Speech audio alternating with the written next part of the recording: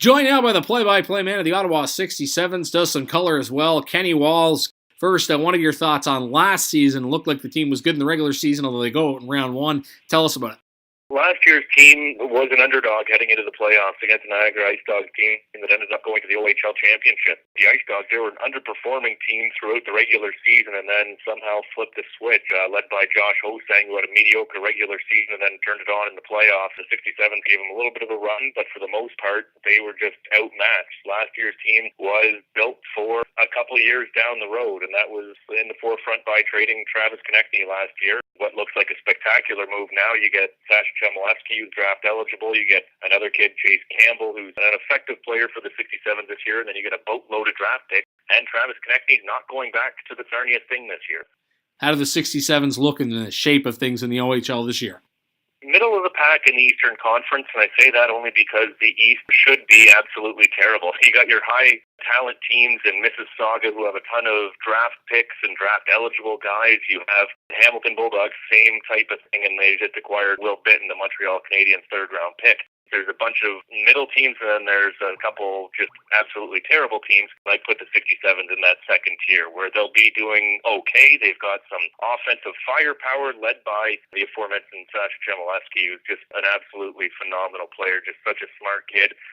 Another draft-eligible player is Austin Keating. He's off to a great start this year. And to round out that line, you have an import pick in Archer Tanulin, who's playing his third year in North America and is having an outstanding start to the season. The issue for the 67s this year is on the back end, where on most nights they're dressing 2, maybe 3 16-year-old defensemen, and it's very tough to win in a league where generally you have to be a little bit older on the back end and a little bit more developed. But this is a team that's building towards next year, and I think mainly for 2019, despite the fact that they're going to be putting in a bid for the 2018 Memorial Cup. Travis Barron and Jacob Middleton drafted. A bit of a question mark around one of those guys. Walk us through their roles in the OHL and potential going forward.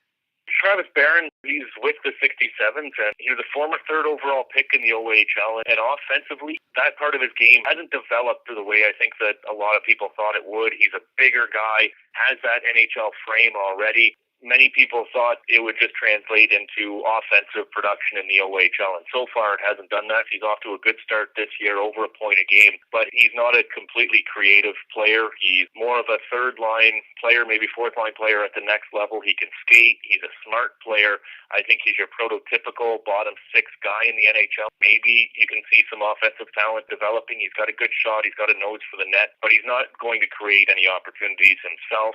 As for Jake Middleton, selected a couple of years ago in 2014 draft, he was Mr. Irrelevant to the LA Kings, and because of their depth in their organization on the back end, he wasn't signed, went undrafted again, and then went to the San Jose Sharks development camp and then got invited back to their main camp. Has shown well there. They want to sign him to an AHL deal. He's debating it, as far as I know, to whether he wants to come back, to have 30 other teams look at him, maybe sign him to an NHL deal, or sign an AHL deal, prove what he can in the AHL or the ECHL. I don't think the 67s are expecting him back. They're set to move on without him. They've got 8 other defensemen on the roster, only one 19-year-old and one 18-year-old, and the rest are 16 or 17.